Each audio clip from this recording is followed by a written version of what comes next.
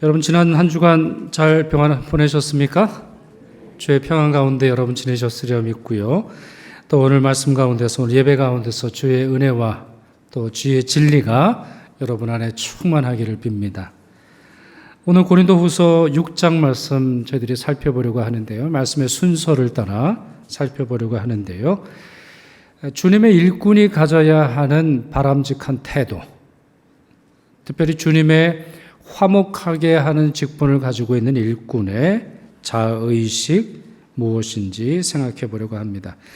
1절 보시면 다음과 같은 말이 나오죠. 하나님의 은혜를 헛되이 받지 말라, 이렇게 바울이 권면하고 있는데요. 바울은 자기 자신을 고린도 교회 교인들에게 하나님과 함께 일하는 자, 하나님과 함께 일하는 자 이렇게 소개하면서 하나님의 은혜를 헛되이 받지 말라 충고합니다. 자, 이 말씀을 이해하려면은 바로 앞에 나오는 고린도후서 5장에 있는 내용을 조금 살펴보는 것이 좋을 것 같은데요. 바울은 바로 앞장에서 모든 그리스도인들이 가지고 있는 중요한 변화를 설명하고 있습니다. 모든 그리스도인들은 이 변화가 있습니다. 만약 이 변화가 없으면 그리스도인이라고 말할 수 없는 것인데요.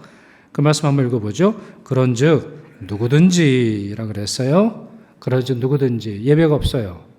모든 사람들은 어떠한 죄인이든지 어떠한 세상 사람이든지 누구든지 그리스도 안에 있으면 새로운 피조물이라. 이전 것은 지나갔으니 보라 새 것이 되었도다. 모든 것이 하나님께로서 났으며 그가 그리스도로 말미암아 우리를 자기와 화목하게 하시고 또 우리에게 화목하게 하는 직분을 주셨으니 그랬어요. 자, 그냥 화면 놔두시고요.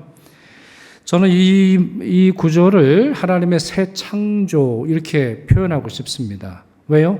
왜 새 창조를 부를 수 있나요? 이전 것은 지나갔고 새 것이 되었다. 그러니 그리스도의 은혜로 말미암아 우리는 누가 돼요? 어떤 사람이 돼요? 새로운 피조물이 돼요. 새로운. 우리의 육신이 그대로 있고 우리의 삶에 우리 눈으로 볼 때는 큰 변화가 없다 할지라도 그렇습니다. 우리 안에는 새로운 창조가 일어났어요. 새로운 피조물이 되었어요. 과거의 죄가 사라졌어요. 과거의 억압이 사라졌어요. 과거에 우리를 눈물 흘리게 했던 것들이 사라졌어요. 자, 우리의 아이덴티티만 바뀐 것이 아니죠. 그 다음 구절이 뭐라고 되어 있어요? 모든 것이 하나님께로서 났으며 그가 그리스도로 말미암아 우리를 자기와 화목하게 하시고, 그 다음 말씀이 중요하죠. 또 우리에게 화목하게 하는 직분을 주셨다 말합니다. 그러니까 두 가지의 창조가 이루어진 겁니다. 하나는 나의 아이덴티티, 나의 정체성이 새롭게 만들어졌고, 나의 직분이, 나의 역할이 내가 세상에서 해야 하는 중요한 풀타임 잡이 바뀌었다는 거예요. 그리스도인들은 이 잡이 바뀝니다. 직장 그만두라는 얘기 아니라 그리스도의 화목하게 하는 직분을 이루기 위해서 직장으로 가는 것이고, 교회에서 봉사하시는 거고, 재직으로 주님을 섬기는 것이고, 이 세상을 살아가게 된다는 거죠. 새로운 창조가 일어났어요. 새로운 역사가 일어난 거예요. 과거로 돌아갈 수 없는 새로운 창조가 일어난 것인데, 문제는 고린도 교회 교인들 안에 이와 같은 역사가 일어나다가 그만둔 거예요. 이들이 다시 되돌아갑니다. 이들이 과거의 이전 모습, 주님께서 다 그냥 사라지게 한 모습 그대로 돌아갈 뿐만 아니라 화목하게 하는 직분을 주셨으니 라고 말하는데 도저히 화목이 나타나지 않아요. 그들의 언어 생활, 그들의 가정 생활, 그들의 부부의 관계, 그들의 어떤 경제 생활, 그들의 교회 안에 화목하게 하는 직분이 무엇인지 찾아보기 어려울 정도로 이 교회에 새 창조의 역사가 잘 나타나지 않는다는 거예요. 자, 이것을 앞에서 이제 설명한 후에 6장 1절에서 이것을 이제 어떻게 설명하는 거예요? 너희들이 은혜를 헛되게 하는구나. 여러분, 이건 너무나 당연한 거 아닙니까? 분명히 새로운 피조물이 되었다, 될 것이다가 아니라 그리스도의 은혜로 말미암아 새로운 피조물이 되었다라고 말하는데, 세상 사람들이 볼 때는 얼마나 손가락질 하겠어요. 아니, 너희들이 새로운 창조가 일어났다며, 새 사람이 되었다며, 새로운 피조물에 대해서 너무 좋다며. 근데 너희들이 옛날 그대로 살아가는 걸 보면 너희들이 문제이거나 너희들을 새롭게 창조했다라고 말하는 너희의 신이 무능하거나 한 거 아니야? 이러한 비난들이 초대교회에는 많이 있었습니다. 실제로 우리는 이제 성경을 주로 압니다만 당시에 이제 로마 사회에서 교회를 비방하는 많은 사람들의 모습이 글들을 읽어보면 이런 모습들이 이제 반영되어 있는 것이죠. 자, 그렇다면 주의 일꾼들, 새로운 피조물이 되었고 화목하게 하는 직분을 가지고 있는 주의 일꾼들은 어떠한 태도, 어떠한 자의식을 가지고 있어야 할까요? 첫째, 오늘 의식을 가져야 합니다. 오늘이 중요한 거예요. 오늘, 현재, 지금 무엇을 해야 하는지 주의 일꾼들은 촉각을 세우고 있습니다. 2절 보시죠. 이르시되 내가 은혜 베풀 때에 너에게 듣고 구원의 날에 너를 도왔다 하셨으니. 자, 여기까지가 이제 인용한 구절입니다. 한글 성경은 이제 인용 부호가 없어서 이게 인용꾼지 아닌지 헷갈리게 되는데, 이제 요 말씀은 이사야에 있는 말씀을 그대로 인용한 거예요. 무슨 말씀이에요? 은혜에도 때가 있다는 거예요. 은혜에도 때가 있다는 거예요. 그리고 나서 보라 말씀이 계속됩니다. 자, 뒷부분 지금은부터 같이 있습니다. 지금은 은혜 받을 만한 때요. 지금은 구원의 날이로다. 강조가 어디 있어요? 지금은이라는 말이 있어요. 구약성경 이사야를 인용하고 나서 자, 은혜도 때가 있는데 그게 바로 지금이다. 그러니까 고린도 교회의 모습 참 한심한 거예요. 저러다가는 주님이 베푸신 은혜가 사라질 위기에 있고 저들로 말미암아 화목하게 하는 직분을 주셨으니 화목이라고 하는 열매, 여기서 이제 화목이라고 하는 것은 단순히 그냥 친하게 지내는 어떤 그런 분위기를 말하는 게 아니라 영어에서는 reconciliation, 나누어진 것이 다시 봉합되는 걸 말합니다. 여러분, 우리 상처가 나고 이제 우리 그 상처가 이제 갈라졌거나 우리 몸에 어떤 피부가 갈라지면 그거 이제 꼬매는 작업을 하잖아요.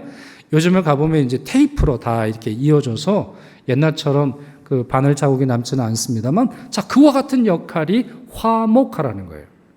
갈등이 있는 곳에, 평화가 없는 곳에 나아가서 평화를 심고 화해를 심고 서로 둘이 싸우지 않도록 하는 일이 화목하게 하는 직분인데, 언제까지 그 일을 주저함으로 말미암아 화목이라고 하는 열매를 찾아볼 수 없겠느냐, 지금 설명하고 있는 것이죠.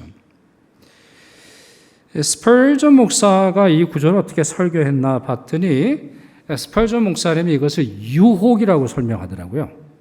그리스도인들의 유혹 중에 하나가 바로 이것이다. 그러면서 그리스도인은 현재를 사는 것이 좋다, 이렇게 충고합니다.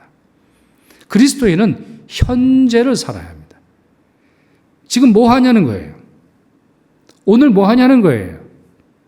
어제가 중요한 게 아니라 어제 우리가 무엇을 했는지 기념비를 세우고 박물관을 세우고 아니면은 뭐라 그럴까요? 우리 기념할 수 있을 여러 역사책을 만드는 것, 그것도 중요합니다만 핵심적인 내용은 오늘 무엇 하느냐에 있냐는 거예요.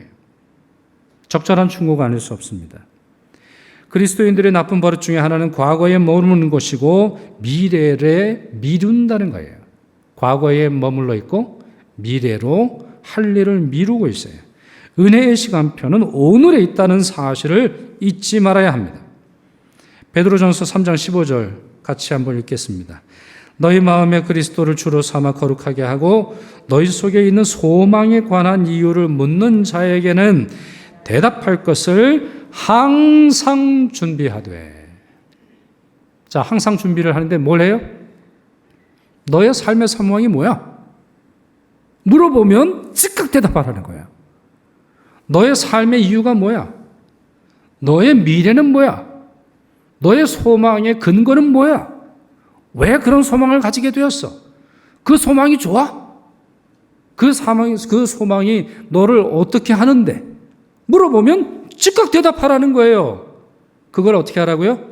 항상 준비하고 있으라는 거예요. 자, 여러분 한번 해볼까요? 자, 이제 두 분씩 한번 좀 살펴보세요. 그래서 잘생기신 분이 소망의 이유가 무엇입니까? 한번 물어보세요. 시작. 네. 자, 오늘 집에 가서 한번 해보세요. 지금 이제 답하기에는 시간이 너무 부족하죠, 여러분? 삶의 소망을 물어본다면 제가 뭐 할 얘기가 한두 가지입니까? 이렇게 여러분들이 이제 시작하실 수 있을 텐데 한번 해보세요. 또 하나 말씀 한번 읽어볼까요? 너는 말씀을 전파하라. 때를 얻든지 못 얻든지 항상 힘쓰라. 범사에 오래 참음과 가르침으로 경책하며 경계하며 권하라. 네. 자, 말씀을 전파하는데 어떻게 하라고요? 항상 힘쓰라는 거예요. 항상. 저는 전도 폭발이라고 하는 이제 전도 훈련을 배웠고, 그러니까 이제 오이코스 전도라고 하는 것에 제가 캐나다에 있을 때 이제 총무로 있었는데요. 여러분, 전도가 쉽습니까? 어렵습니다. 전도 어렵습니다. 전도 어려워요. 저는 이제 전도 폭발이라고 하는 것을 이제 훈련을 받은 저희 선생님이 그런 얘기를 하시더라고요. 이분은 정말 전도를 열심히 합니다. 목욕탕에 가도 목욕탕에 이렇게 탕에 들어가잖아요. 그러면 여러분 전도 폭발 중요한 그 진단 질문 아세요? 뭐죠? 선생님, 오늘이라도 이 세상을 떠나신다면 천국에 들어갈 것을 확신하십니까? 이런 질문이거든요. 근데 이제 사우나 가서도 옆에 있는 분에게 선생님, 그런 일이 있어서는 안 되겠습니다만 오늘이라도 이 세상을 떠나신다면 천국에 들어갈 확신이 있으십니까? 이걸 묻는 분이에요. 근데 이제 이분은 전도를 어떻게 하냐면 옛날에는 아파트가 이제 복도식이었잖아요. 그래서 위에서부터 쭉 전도를 한답니다. 근데 하루는 벨을 누르고 싶은데 마음속에 그런 마음이 들더래요. 아무도 없었으면. 제발 아무도 안 나와라. 그런 생각이 들더라는 거예요. 마음속에 뭐가 있는 거죠? 힘든 거예요. 그렇게 전도한다고 사람들이 환영하는 게 아니죠. 뭐 욕하기도 하고 비방하기도 하고 에이 재수없어 뭐 이런 말들이 이제 들으니까 마음속에 부담이 되니까 아무도 없었으면 이라고 하는 생각을 가지고 있는 것이죠. 내가 아니고 저 사람이 했으면, 내가 아니고 목사님이 해줬으면, 오늘이 아니고 내일 했으면 얼마나 좋을까 여러분들이 생각하게 될지 몰라요. 예전에도 한번 말씀드렸는지 모르겠습니다만 미국에서 어떤 분이 이제 전화가 와서 자기 오빠를 위해서 기도해달라, 복음을 전해달라 했는데 제가 가서 정말 그 밤에 늦게 가서 기도하고 또 기도하는 중에 뭐 이분이 아멘 아멘 해서 교회를 잘 다니는 분인 줄 알았더니 그렇지 않아요. 교회를 다녀본 적이 없어요. 근데 이분을 만나고 지금 한 14일이 지났는데 어제 돌아가셨어요. 다시 깨닫습니다. 오늘 받아야 할 은혜가 있는 거예요. 여러분이 믿으면 누군가는 예수 알지 못하고 죽어가는 사람들이 세상엔 너무나 많은 법이에요. 오늘 여러분들이 무엇하고 계십니까? 말씀을 전파할 때 때를 얻든지 못 얻든지 항상 힘써야 돼요. 바로 오늘, 지금 이 의식을 가지고 있어야 하는 것이죠. 따라서 이와 같이 주의 일꾼들은 오늘에 대한 의식을 가지고 있기 때문에 신속하게 순종합니다. 어떤 일에 있어서 신속함의 특징이 있어요. 칼빈이 그 좋은 모범이 아닐까 싶은데 제네바에서 이분이 이제 쫓겨납니다. 젊었을 때, 어렸을 때 이분은 정말 라이징 스타였어요. 그가 쓴 몇 개의 논문들이 전 유럽에 굉장한 인기를 끕니다. 그래서 젊은 나이에 제네바에서 이제 초청을 해서 제네바에서 목회를 하다가 쫓겨납니다. 왜냐하면 이 칼빈의 마음속에서는 오직 성경이 가르치는 전통, 그리고 종교개혁의 신학을 따라서 설교를 하고 목회를 하고 싶었지만 제네바는 그렇진 않았어요. 아주 그 라이징 스타, 아주 유명한 청년을 모셔다가 우리 교회가 이 정도 대단해 이제 뻐기려고 했던 그런 것이 있었기 때문에 잘 맞지 않아서 쫓아냅니다. 그리고 칼빈은 프랑스의 동부 지역인 스트라스부르라는 곳에 갑니다. 스트라스부르. 여러분 들어보셨는지 모르겠어요? 한국의 예능 프로그램 중에서도 꽃보다 할배인가 그런 예능 프로그램의 그 관광지로 나와서 굉장히 유명해진 그런 곳인데 정말 아름다운 곳입니다. 정말 아름답고 이 스트라스부르에서 남쪽으로 한 30분 오면 꼴마르라고 하는 곳이 있는데 정말 아름답고 전 세계에서 가장 손꼽히는 관광지로 유명하죠. 이곳에서 머물러요. 이곳에서 행복하게 목회를 해요. 마틴 부처라고 하는 분의 이제 도움을 받아서 교류하고 또 위그노를 대상으로 행복한 사역을 펼치고요. 또 이곳에서 결혼도 합니다. 이곳에서 달콤한 신혼생활을 즐겨요. 이곳에서 좋은 날씨를 누리면서 살아가게 되는데 1540년에 제네바에서 다시 초청합니다. 제네바에서 아무리 생각을 해봐도 캘빈이 맞았거든요. 그래서 캘빈을 다시 초청을 하는데 캘빈이 거절합니다. 처음에 너무 가기 싫어해요. 왜냐하면 제네바라는 이 단어가 떠오르면 캘빈의 마음속에는 1000번이나 죽고 싶을 정도로. 네, 그가 제네바에 있을 때 너무 안 좋았어요. 너무 많이 싸웠어요. 너무 괴로웠어요. 그 말로 후벼 파는 그것이 막 떠올랐기 때문에 거기서 목회할 때 하루에 1000번이라도 죽으면 좋겠다 이런 생각을 할 정도로 괴로웠죠. 그러니 갈 리가 없어요. 아니 내가 지금 있는 곳이 얼마나 행복한데요. 결혼도 했단 말이에요. 그리고 지금 다 이제 신혼을 꾸미고 잘 살아가고 있는데 제가 거기를 왜 갑니까? 이런 마음을 품었는데 그러나 결국 그 마음을 바꾸죠. 그리고 나서는 제네바로 돌아가겠다. 1541년에 제네바로 이제 가게 되는데 가기 전에 편지를 써서 보낼 때 다음과 같은 문장을 써서 보냅니다. 나의 심장을 주님께 드리나이다. 즉각적으로 그리고 신실하게. 나의 심장을 주님께 드리나이다. 즉각적으로 그리고 신실하게 이러한 유명한 글을 씁니다. 그림 한번 보시겠어요? 자, 이 그림은 미국의 칼빈 신학교, 칼빈 Theological Seminary라고 하는 곳의 상징입니다. 칼빈의 상징을 그대로 가져와요. 여러분 그림의 가운데 뭐가 있죠? 네, heart. 영어를 바로 나오시는군요. heart, 심장을 쥐고 있는 손의 모습이 보이죠. 네, 바로 이것이 내 심장을 주님께 드립니다. 그리고 아주 유명한 또 다른 말이 있는데 나는 나의 것이 아니요 주님의 것입니다. 사나 죽으나 주님의 영광을 위해서 살겠습니다라고 하는 문장이 그 가운데 이제 포함이 되어 있는데요. 바로 이것이 캘빈의 모토입니다. 캘빈의 상징이기도 하고 캘빈의 후예의 상징이기도 하고 장로교의 상징이기도 합니다. 우리 장로교인들은 주님이 원하시면 주님이 부르시면 주님이 달라 하시면 우리의 심장이라도 꺼내어 그분께 드릴 수 있어야 합니다. 어떻게 해요? 신속하게 그리고 신실하게 드릴 수 있어야 한다는 것이죠. 사실 이와 같이 캘빈의 예를 들지 않고 신앙 고백만으로도 그것을 설명할 수 있습니다. 신앙 고백, 우리 사도신경의 신앙 고백의 첫 단어가 라틴어로 크레도입니다. 크레도 이렇게 시작을 하는데 라틴어에는 주어와 동사가 함께 있어요. 그러니까 크레도라고 하는 말은 영어로 I believe, 나는 믿는다 이런 뜻을 가지고 있는데요. 크레도의 기본 형어는 뭐냐면 심장을 꺼내어 주다라고 하는 말입니다. 천지의 창조주이신 아버지 하나님을 믿는다라고 하는 것은 단순히 입술의 고백이 아닙니다. 신앙 고백은 립 서비스가 아닙니다. 우리의 심장을 꺼내어 나의 삶의 가장 소중한 것을 천지를 창조하신 아버지 하나님께 드립니다. 나의 심장을 꺼내어 그분의 독생자이신 예수 그리스도께 드립니다. 나의 심장, 나의 소중함, 나의 생명, 나의 가장 귀한 것을 꺼내어 성령님께 드립니다. 바로 이와 같은 기본 문형이 사도신경의 기본형이에요. 그래도 바로 이 단어 속에서 들어있는 것이죠. 그러니 어떻게 보면 심장을 꺼내어 드릴 용기가 없다면 참된 신앙이라 볼 수 없는 것이죠. 자, 캘빈의 모습을 보세요. 그의 모습 속에서 그의 순종 속에서는 즉각적으로 반영하고 있어요. 물론 괴로웠어요. 그리고 실제로 제네바 가서도 행복하지는 않았어요.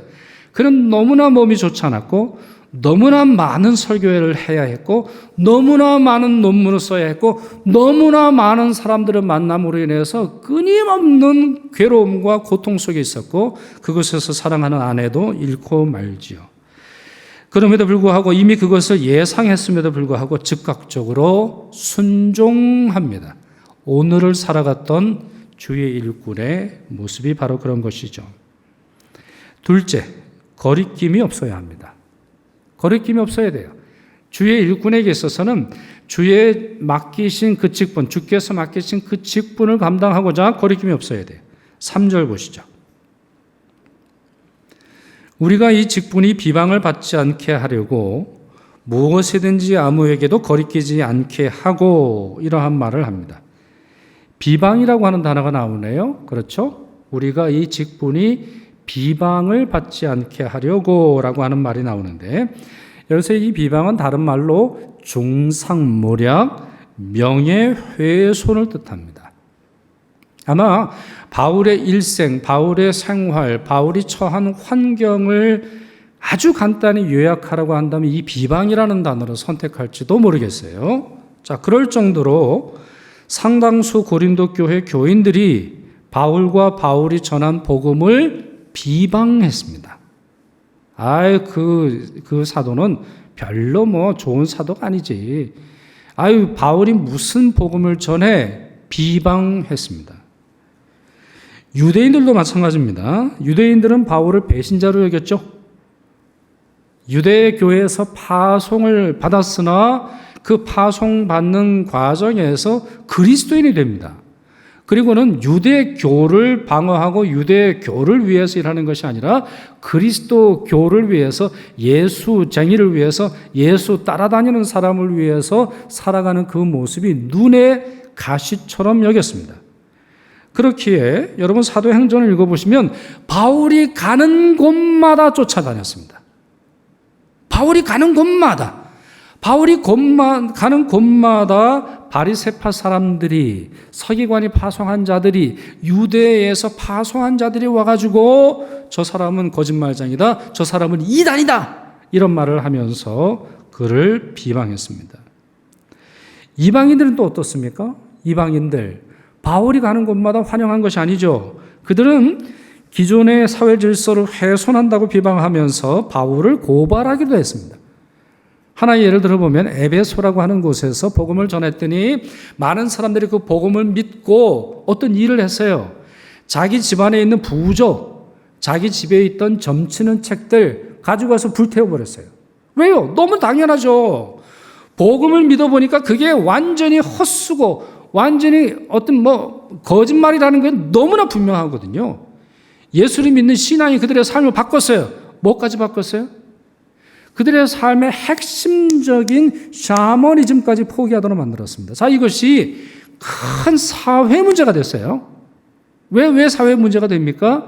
에베소에서는 아데미 신상이라고 하는 것이 있어가지고 우상 장사로 돈 버는 곳이에요. 아데미 신전에서 만든 그 에베소에서 만드는 부적은 그 어느 곳보다 더 신령하다라고 하는 것 속에서 엄청나게 많이 팔렸어요. 그래 우상 장사가 망하게 생긴 거예요. 여러분, 복음이 가는 곳에 경제적 변화가 일어납니다. 복음이 가는 곳에 도덕적 변화가 일어납니다. 예수 믿는 신앙은 이 세상의 혼란함과 이 세상의 더러움과 함께할 수 없습니다. 굳이 지적하지 않아도 그 복음이 들어간 사람 안에 일어나는 변화가 그것을 밀어내고 뱉어내고 쓸모없게 만들어내는 것이죠. 자, 그와 같은 일이 에베소에서 이루어짐으로 말미암아 에베소에 그와 같은 장사하는 사람들이 바울을 형사고발, 민사소송을 하게 됩니다. 자, 이와 같은 비방 끊임이 없었어요. 그러니 바울도 사람인데 얼마나 자존심이 상하겠어요. 바울도 사람인데 이것이 하루 이틀이 아니라 수십 년간 계속되는 끊임없이 쫓아오는 이와 같은 일들 속에서 얼마나 어려웠겠어요. 물론 때로 사도권을 주장하기도 합니다. 나도 사도다. 베드로만 사도가 아니라 나도 사도다. 베드로는 그래도 아내를 데리고 다니지만 나는 아내도 데리고 다니지 않는다. 다른 사도 같은 경우는 싹쓸 주고 월급을 주기도 하지만 나는 월급도 받지 않는다. 이러한 비교하는 말들을 하기도 해요. 또한 어느 때는 자기의 로마 시민권을 사용하기도 합니다. 로마 신권을 사용해서 결국에는 이제 황제에게로 가는 것을 우리가 우리 사도행전을 통해서 우리가 이제 확인해 볼 수 있는데, 그러나 어떤 경우에 처한다 할지라도 이 사도 바울의 중요한 목적은 자기가 받은 직분이 비방을 받지 않는 것에 초점이 있었어요.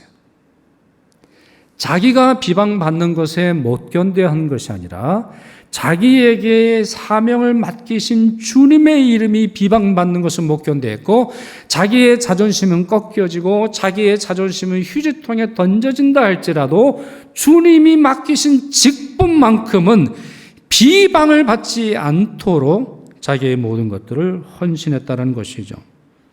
그 직분이 무엇입니까? 복음의 직분이죠. 그 직분이 무엇이에요? 화목하게 하는 직분을 위해서 거리낌이 없도록 자기의 말, 자기의 행동, 자기의 눈짓, 자기의 글들을 조심했던 것이죠. 세 번째, 주의 일꾼들은 어떻게 살아갑니까? 주의 일꾼들은 어떠한 태도, 어떠한 자의식을 가지고 있습니까? 고난을 기뻐합니다. 바울은 자신의 직분을 위해서 약해지고 환난을 당하고 고난받는 것을 주저하지 않았어요. 그걸 낯설게 여긴 게 아닙니다. 당연하게 여겼고 오히려 그 가운데서 기뻐했어요. 조금 전 말씀드린 3절 상반절 말씀인 이 직분이 비방을 받지 않게 하기 위해, 이 직분이 비방을 받지 않게 하기 위해, 자, 이 말씀은 어떻게 연결이 되나요? 자, 많은 사람들이 비방했어요. 많은 사람들이 중상모략합니다. 있지도 않은 사실을 가지고 퍼뜨려요. 참 우리 교회 생활하다 보면 이런 말들 들으면 참 황당한데, 사람들의 모임이라 아마 그런 말들이 이제 퍼질 때도 있죠. 여러분들은 어떻게 처신하십니까? 있지도 않은 일들을 퍼뜨려요. 여러분들이 하지 않은 말을 했다고 해요. 여러분들과는 전혀 상관없는 어떤 가족을 친척으로 연결을 시켜요. 전혀 사실이 아닌데 그 사람이 했다라는 식으로 말할 때가 있어요. 여러분 어떻게 생각하십니까? 어떻게 행동을 하세요? 당신들과의 전쟁을 선포합니다. 법정에서 봅시다. 당신들 어디 잘 사나 두 눈 뜨고 지켜볼 겁니다. 교회를 이지경으로 만든 당신들, 사도를 무시하고 사도권을 방해하는 당신들 가만두지 않겠습니다. 이렇게 연결되나요? 아니에요. 오늘 말씀에서 전혀 그렇지 않아요. 4절 상반절에서 오직 모든 일에 하나님의 일꾼으로 자처한다고 말하며 다음과 같이 사도 바울은 고백하고 있어요. 이것이 바로 비방을 대하는 태도예요. 이것이 바로 중상모략하고 있지도 않은 말을 퍼뜨리는 자들을 향한 사도 바울의 태도였어요. 그 말씀 보실까요? 4절에서 7절입니다. 많이 견디는 것과 환난과 궁핍과 고난과 매맞음과 갇힘과 난동과 수고로움과 자지 못함과 먹지 못함 가운데서도 깨끗함과 지식과 오래 참음과 자비함과 성령의 감화와 거짓이 없는 사랑과 진리의 말씀과 하나님의 능력으로 의의 무기를 좌우에 가지고, 이렇게 설명합니다. 여러분, 첫 번째가 뭐죠? 이 리스트, 사도 바울이 의의 무기다라고 말하는 이 리스트의 첫 번째가 뭐예요? 제가 밑줄을 좀 걸었죠? 중간에 보시면 깨끗함이 첫 번째예요. 깨끗함이 첫 번째. 일꾼은 깨끗함이 무기입니다. 자기의 양심으로 있어서나 자기의 행동으로 있어서나 자기의 생각으로 있어서나 깨끗함이 첫 번째예요. 여러분, 구약의 제사장에 있어서 요구되는 첫 번째가 무엇이죠? 깨끗함이에요. 그래서 이 구약의 제사장에 있어서는 관을 쓰기도 하고 자기 마음속에 늘 새게 하는데, 그것이 뭡니까? 여호와께 성결. 여호와께 성결하라. 여호와 앞에 성결하라. 여호와께서 보시기에 성결하라. 이것이 제사장의 첫 번째 자격 요건이에요. 지금도 역시도 마찬가지죠. 신약시대라고 다른 게 아니에요. 비방이 있습니다. 중상모략이 있어요. 명예훼손을 합니다. 있지도 않은 말을 퍼뜨려요. 우리의 첫 번째 대응은 뭐예요? 주님 앞에 성결이에요. 그리고는 참된 복음의 지식을 가지고 오래 참고 자비하고 성령의 감화를 가지고 성령이 어떻게 위로하시는지를 체험하고 거짓이 없는 사랑, 진리의 말씀과 하나님의 능력으로 무기를 삼아서 그와 같은 어려움을 이겨내는 것이죠. 분노가 아닙니다. 복수가 아니에요. 큰 목소리가 아닙니다. 증거 자료의 수집이 아니에요. 세력을 형성하는 게 아닙니다. 재력이 필요한 게 아니에요. 이메일과 카톡으로 내 주장을 호소하는 게 아니에요. 깨끗하고. 어떻게 보면 이 말씀은, 오늘 본문에 있는 이 말씀은 갈라디아서 5장에 나오는 성령의 9가지의 열매와 매우 유사해요. 그래서 저는 이렇게 해석하고 싶은데, 바로 이와 같은 것이 비방이 있고 어려움이 있을 때 주위의 일꾼들은 즉각적으로 성령의 도움을 요청합니다. 성령의 성품을 요청합니다. 성령께서 주시는 그 은혜를 따라 살려고 노력하는 것이죠. 그렇습니다. 복음의 일꾼들은 비방이 있을 때 이렇게 싸웁니다. 맞받아서 멱살을 잡지 않습니다. 선으로 악을 이기고 용서로 비방을 이기며 스스로 약해짐으로 모든 자들을 이롭게 합니다. 그리함으로 말미암아 주의 직분이, 주의 사명이, 나를 일꾼으로 삼으신 주님이 영광 받으시도록 하는 것이죠. 이와 같은 내용은 고린도후서에 상당히 많습니다. 이제 고린도후서는 화해의 서신으로 불리기도 하고 화해의 목적으로 쓰여진 서신으로 불리기도 하는데, 고린도후서 1장, 고린도후서 3장, 고린도후서 6장, 고린도후서 12장을 보면 사도 바울이 약해진 것을 자랑하고 고난 속에서도 기뻐한다라고 하는 말이 계속 반복되는 걸 볼 수 있어요. 그래, 이게 이제 핵심적인 내용이라는 것을 우리가 확인할 수 있는데, 고린도후서 12장 10절 함께 읽겠습니다. 내가 그리스도를 위하여 약한 것들과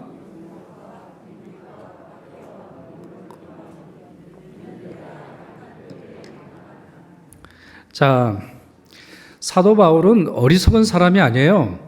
사도 바울은 이 비방을 이겨내기에는 나에게 힘이 필요하다는 걸 알고 있어요. 나에게도 무기가 필요하다는 걸 알고 있어요. 그는 어리석거나 아무런 뭐랄까요, 그냥 수동적인 태도로 시간이 흘러가면 좋아지겠지 이렇게 생각했던 사람이 아니에요. 그는 그런 의식을 가지고 있는 사람이 결코 아니에요. 그는 강하고자 했어요. 그렇기에 비방이 몰아칠수록 가장 강한 것을 선택했어요. 그게 뭐라는 거예요? 주님의 힘이고, 그 주님의 힘을 받기 위해서 무엇을 해야 된다는 거예요? 낮아진 거예요. 약해지는 거예요. 스스로 약해지는 거죠. 그렇기에 능력을 참고 궁핍을 견뎌냈으며 정치적인 박해 그리고 곤고함을 기뻐하고 있어요. 자, 마지막으로 네 번째, 주의 일꾼들은 어떠한 태도를 가지고 살아갑니까? 사람의 시선이 아니라 하나님의 시선으로 자신을 바라봅니다. 물론 이러한 고난을 기뻐하는 태도, 마음가짐, 사람들이 이렇게 좋아하는 게 아닙니다. 사람들은 어쩌면 패배자의 변명으로 여길지 모르겠어요. 이 사실을 바울이 모르는 바가 아닙니다만, 그는 사람들이 자신을 어떻게 바라보는 것보다 주님이 어떻게 바라보시는지에 초점을 맞추고 있어요. 자, 그 말씀이 9절에서 10절까지 나오고 있는데요. 제가 조금 더 그 현실감 있게, 느낌 있게 번역했던 메시지라고 하는 영어 번역을 읽어드리려고 하는데요. 한국어로 번역을 되어 있는 내용을 읽어드리려고 합니다. 우리는 의심을 받을 때도 있지만 우리의 말에 정직합니다. 세상이 우리를 무시하지만 하나님께서는 우리를 인정해 주십니다. 죽었다는 소문이 돌기도 했지만 우리는 멋지게 살아있습니다. 우리는 거의 죽을 정도로 맞았지만 죽지 않았습니다. 우리는 슬픔에 잠겼으나 항상 커다란 기쁨으로 가득 찼습니다. 우리는 후원의 의지에 살면서도 많은 사람을 부요하게 합니다. 우리는 가진 것이 없지만 모든 것을 가진 사람들입니다. 하나님의 일꾼들은 이러한 자의식을 소유해야 합니다. 세상이 내리는 평가, 세상 우리를 브랜드로 보죠. 여러분들이 입은 옷, 여러분들이 재산, 여러분들이 타고 다니는 차, 여러분들이 부동산, 여러분들이 가지고 있는 것으로 평가합니다만 그리스도인들은 그 모든 평가에서 자유합니다. 오직 주님이 주시는 그 시선으로 우리 자신을 바라보죠. 일본 북해도의 한 초등학교 여선생님이 계셨는데 24살에 폐결핵이 걸려요. 근데 폐결핵뿐만 아니라 척추 카리에스라고 하는 병에 걸리네요. 그러니까 척추에 뭐가 문제가 생기는 병에 걸렸는데 13년간 요양 생활을 합니다. 이분의 표현에 의하면 음지에서 생활, 어두움 속에 아주 그 차가운 음지에서의 생활이다, 이렇게 표현을 합니다. 13년 만에 요양 생활을 마칩니다. 병에서 치유가 돼가지고 나온 후에 어렸을 때부터 소꿉친구로 있었던 남자친구와 결혼을 해요. 그리고는 조그만 잡화점을 열게 되는데 장사가 잘 됐어요. 인생이 임지에서 양지로 올라온 거죠. 이제 더 이상 축축하고 어둡고 외롭고 괴로운 것이 아니라 양지로 올라오게 된 것이죠. 그런데 하루는 이 두 부부가 자기 삶에 뭐가 좀 문제가 있다는 것을 깨달아요. 그리고는 다음과 같이 대화합니다. 여보, 우리가 아무래도 잘못하고 있는 것 같소. 우리 가게가 너무 장사가 잘 되어 이웃 가게들이 죄다 문을 닫을 지경이니 안 되겠소. 맞아요. 이건 예수 믿는 사람이 해서는 안 될 일인 것 같아요. 부부가 대화를 합니다. 그리고는 즉각적으로 이 두 부부는 하나님이 주신 인생의 양지를 음지로 바꾸어 달라 기도하길 시작합니다. 그리고는 가게 물건을 3분의 1 정도만 갖춥니다. 그러니까 3분의 2는 받아들이지 않고 3분의 1만 떼와서 팔기를 시작해요. 없는 물건을 찾는 손님이 오면 이웃 가게로 보내요. 그래서 어떤 일이 벌어집니까? 주변에 있는 사람들이 다 그래도 먹고 살 만한 일들이 벌어지게 되는 것이에요. 또 하나, 이 두 부부에게는 시간적인 여유가 생겼어요. 뭐 그럴 수밖에 없죠. 물건을 3분의 1밖에 떼오지 않으니까 3분의 2 떼오고 파는 이 과정에서의 시간적 여유가 생기죠. 5년 후입니다. 42살이 돼요. 이 여자분에게 있어서 42살이 돼서 전직 초등학교 교사였던 여주인은 1964년 아사히 신문이 주최한 1천만엔 현상소설 공모전에 당선이 됩니다. 그녀의 이름은 미우라 아야코. 당선된 소설은 세계적인 기독교 문학작품 그리고 영화, 드라마로 만들어졌던 빙점입니다. 주님의 일꾼들은 이렇게 행동합니다. 세상은 돈.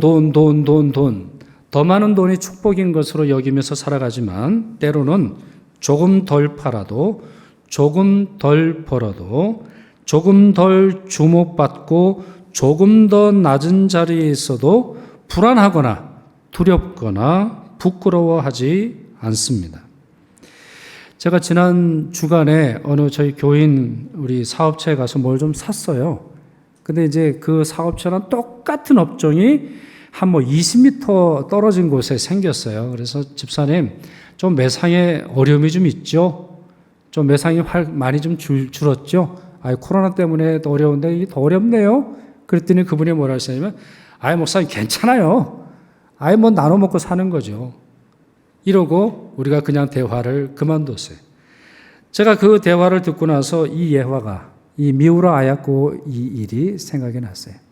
그리스도인들 그렇게 살아갑니다. 그리스도인들은 매상이 줄고 어렵고 시대의 경험, 시대의 아픔을 고스란히 당한다 할지라도 오히려 기뻐합니다. 그 가운데서도 어떻게 섬길지, 그 가운데서도 어떻게 사람들을 이롭게 할지를 고민하는 태도를 가지고 살아갑니다. 고난조차도 기뻐하는 것이죠. 이제 말씀을 맺습니다. 사랑하는 응암교회 성도 여러분, 오늘 말씀을 잘 기억하시길 바랍니다. 여러분이 받은 사명, 은혜로 받은 사명임을 기억하시길 바랍니다. 매일이 주님의 날임을 기억하십시오. 매일, 지금 여러분들이 당하는 모든 삶의 시간마다 주의 사명이 이루어져야 하는 것을 기억하십시오. 여러분의 행동으로 주님 주신 직분이 비방받지 않도록 하십시오.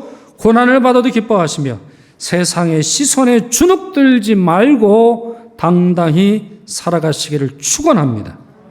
여러분에게 질문 드릴까요? 주님께서 함께 하심을 믿으십니까?